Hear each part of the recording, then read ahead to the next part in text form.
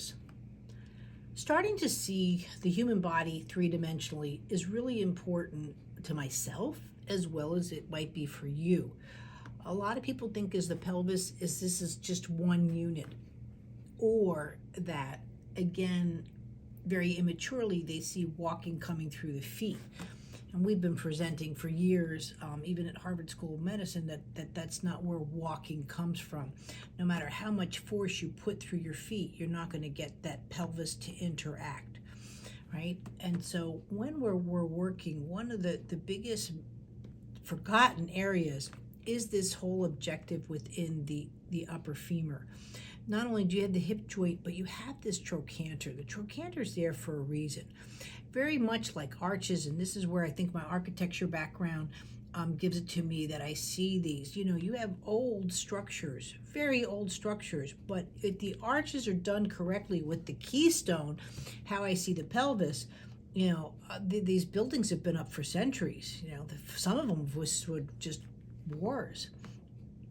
So when you're working with the human trochanter and in here, it coming in and really not only but observing the midline crossings, but here is a really important part of the rotational midlines. Coming in here and working and getting into these rotational midlines are really important. But look at how much that pelvis moves.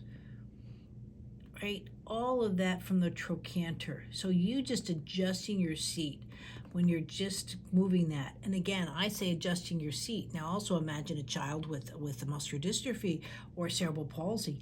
They can't adjust. And so we try and throw sometimes even drugs at them. And I'm not saying don't do things like baclofen and Botox. It's an individual case. But what I'm saying, like I had a child not too long ago, and they're like, he's been in such a good mood. I don't know what's going on. And for some reason, I just get kid language. And I'm like, do you have a tag that's bothering you? And I went in and I found this giant tag off of his shirt. And I'm like, well, this isn't a part of movement lesson. I said, but I rolled up the shirt so the tag wouldn't bother him. And I went in there and just scratched the bear, you know? And he just started laughing and giggling. But to finally have that relief, you know, these are little things that could, you know, you just don't understand just our adjustment on our feet. And this is also why too we don't do typical therapy based stands. They tend to have the feet 5 inches apart, you know, parallel to each other. How is this shift going to take place? It's not that we're against SMOs and AFOs, but what that can do is to just lock up. You know, if you have this all locked up, and this is what happened to me as a baby, I had Dennison bars, right? You know, where is that stress going to go, especially on soft tissue? I'm not saying again that using organizations like that are needed, like AFOs. What I'm saying is you have to have an appreciation. I don't see how anybody like me, they ordered Dennison bars. Someone should have looked at my hips, right? To not know my femoral torsion and so forth and deal with that as well as my feet, you know, just did a disservice to me. Now I've learned how to work around it all my years, but let's just say I wasn't a high performing athlete either. And when you're moving around and doing these kind of things, and even too when I'm dealing with hips that are asymmetricals, I'll ask for an ophthalmology report because I want to see where this is going. You know, imagine a side step and being able look, see just this little side step.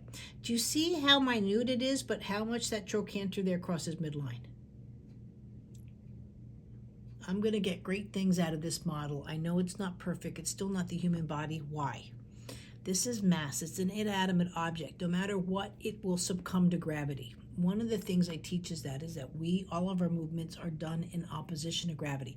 Hence, this is why I had to work with different chords, and I'm still adjusting the tension off them before I finalize this project. I have to play a bit, right? But just that kind of thing. So this hip will never float and organize in opposition to gravity, but nor will a hip with CP. And this is where this kind of touch comes into play with a child. Same thing with muscular dystrophy. You might see hypotonic, low tone, high tone, stiff, floppy, all of those kind of things. But again, even just if I were to put this even into slow motion, just this change in trochanter, look what it does to your tailbone. They're taught in anatomy that eventually the tailbone will disappear. Well, if that happens, the computers have won. Really, these kind of movements here, from the pubic bone into the coccyx, and all of that here and to here.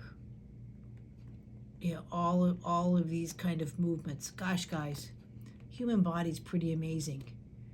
But learn to see movement. Thanks. So where do you go now? Oh gosh, Movement Lesson has the largest online library accessible of working with the human body. The best place to go to learn about pelvic functions, because you're also going to learn about functional movement, is our segment training. You don't have to be a movement lesson practitioner, but the 4 segments that are in there, even if you're a physical therapist or some other profession, a physician, learning about the workings of the human body, especially when it comes to a compromised system. And that could be because of trauma, it could be from rare genetics, it can be for many different reasons, it could be from cancer. And is really important for a lot of professions, not just Movement Lesson. But we do have a wonderful and very simple pelvis course. I have a great course on SPML, and I'm almost sorry it's called that way, because it really would be for anyone looking for improved walking and pelvic functions, in anyone with cerebral palsy, looking at that surgery or not looking at the surgery. The details in it, from footwork to pelvic work to spine work or something. Even getting into my laser course. There's a lot of different courses that will allow that. But if you're not sure where your child's at, please go and post a video. Movement Lesson for Parents and Practitioners. It's my Facebook group. And people post videos and I start to review them. But don't be surprised if I ask you for your hip x-ray. Thanks, guys.